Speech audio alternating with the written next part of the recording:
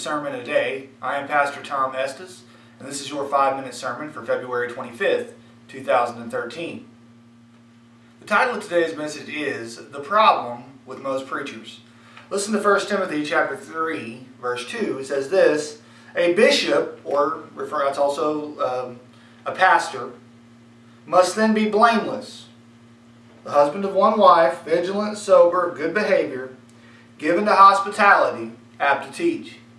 Now, we spoke a couple days ago about that middle thing there, a husband of one wife. We talked about that, so we're not going to focus on that one. But it says a bishop then must be blameless.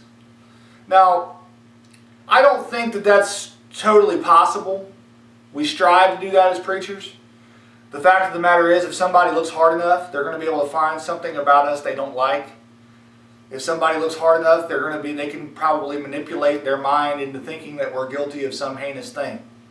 What we have to do, though, obviously, is do our best to live our life in a way that allows no reasonable person anyway, to be critical of us. We have to do our absolute best to do that. And that, to me, is something that preachers, again, you don't see it as much in our denomination, Independent Baptist. You don't see it as much. But that's something that many preachers they don't care anymore. They want to get down and dirty. They want to be just like everybody else. They want to, and I don't think a preacher has to wear a suit, a shirt and tie everywhere they go. If you watch these videos, you know that. Sometimes I'll have them on, sometimes I won't, depending on what I'm doing. But I try to have a certain measure of decorum, and unless I'm doing physical work, you're not going to probably see me in a t-shirt or anything like that. I try to do my best to live a little higher. Do I fail? Of course. Does every preacher fail? Of course they do. But I do my best. And many preachers today, they just don't care. They want to be one of the boys. They want to fit in. And the truth of the matter is, God has not called you to be one of the boys. God hasn't called you to be cool. A lot of these mega church pastors, you got guys that are in their 40s, 50s, doing everything they can to act like they're 20 years old. And to me, I don't have any respect for that. I didn't have any respect for that when I was young. When I was 15, 18, I didn't have any respect for that then. I thought, well, why don't you grow up, man? And it seems to me that preachers today, they don't care. They just want to be hip. They want to be viewed in the right way. And that's not what God has called us to.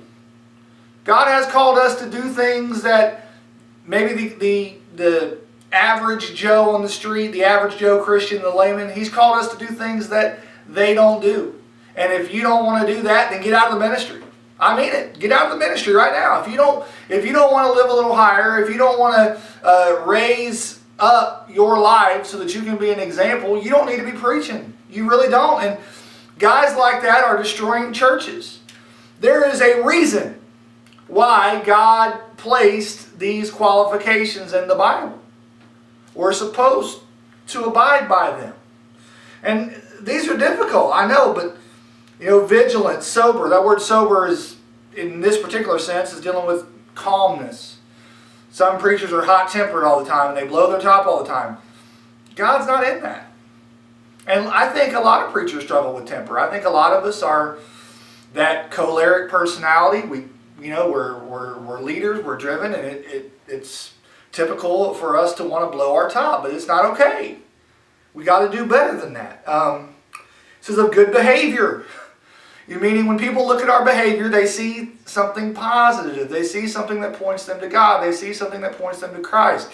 And that's no matter what we're doing. That's if we're at church. But that's also, let's say we're having a church picnic and we're playing softball. Well, you need to have good behavior then too.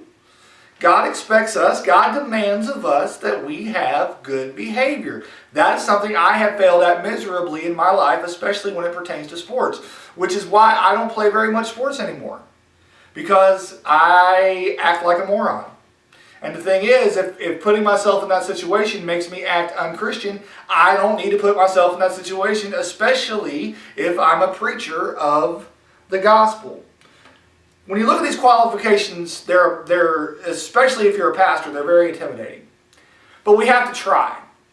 And if you go to a church where the pastor tries to be cool and tries to be hip and doesn't care about these, you need to go somewhere else. I mean it. You need to go somewhere else. God demands that pastors act a certain way. So men of God, if you're watching this, do your best to keep these. Church members, if you're watching this, go to a church where you have a pastor that does their best to keep these. I know that God will bless you if you do.